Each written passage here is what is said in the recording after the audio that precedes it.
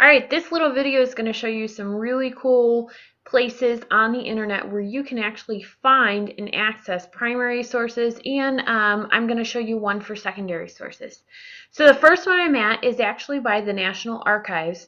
It's called DocsTeach, and they have thousands of primary source documents on here. And you can see if you go into any of these, you can click on some of the topics that they give you, or you can go to search. And search for historical eras. Let's say I wanted to find something on, we're going to look for something on George Washington. And I'm going to hit go. And I get all of these really cool primary source documents already linked up so that I can view the details all on George Washington. Now, obviously, some of them I don't want. This one right here looks like traffic on the George Washington Bridge, which is a road.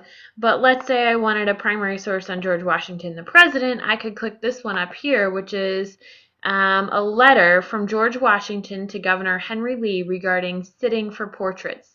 And so he wrote this letter, and you can actually print the document and see the details. You can click on the document to enlarge it.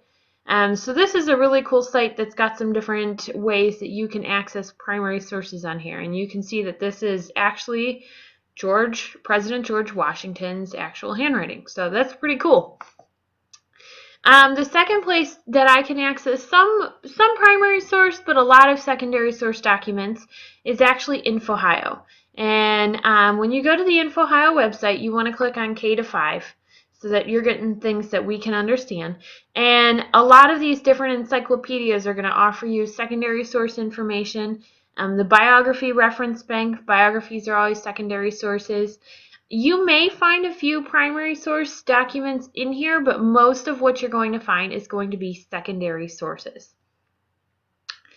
And so let's say I go into KidSearch. Boy, Miss Burke does not remember her password. I would have to be at school in order to see what my password is. But when you log in at school, you're going to go straight into it. You don't need to worry about a password, and you can access different information from there. The next one I'm going to show you is it's pretty cool. It's by the National Archives as well, but it's called the Digital Vaults. And you can actually click on different things and the documents spin about. It's like a huge virtual primary source document room. And so let's say I want to move this one to the center, and then I get more information around it related to some of the different things. And as I scroll over the tags here, I can see all the documents that were tagged as Supreme Court documents then appear, and when I click on Supreme Court, they go further and show me more information. I can click on one of them and see what it is, and it gets bigger, and more documents come around. And this is Plessy versus Ferguson, which is a famous court case handled by the Supreme Court.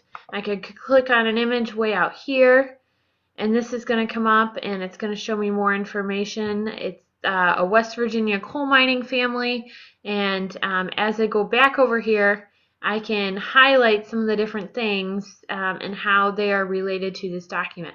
So there's a lot of cool things. I like this site just because it's so picture friendly, and there's a bunch of really neat things that you can find on it.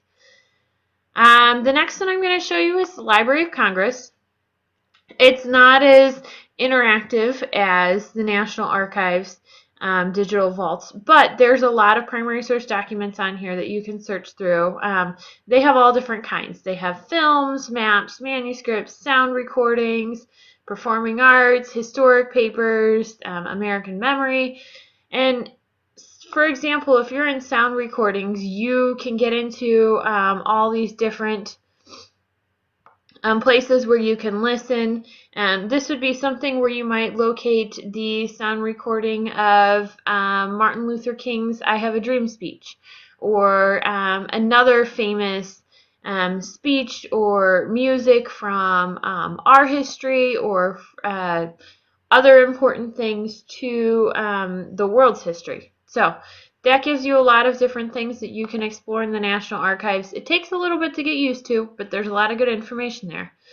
The last place I'm going to show you that's a good place to look for secondary source documents is actually the Britannica Kids Online.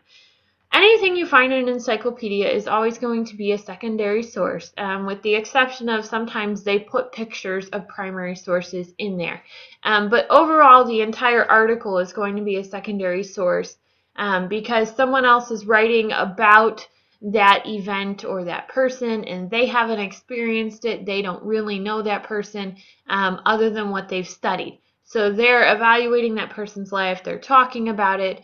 Obviously, they didn't get to directly interview George Washington when he became president to write that article. So that's why it's going to be a secondary source. So these 5 sites are some great places to start when you're looking for the documents you need later. Explore them, see what you can find. I'm sure you can find some more things than I even found, and have fun.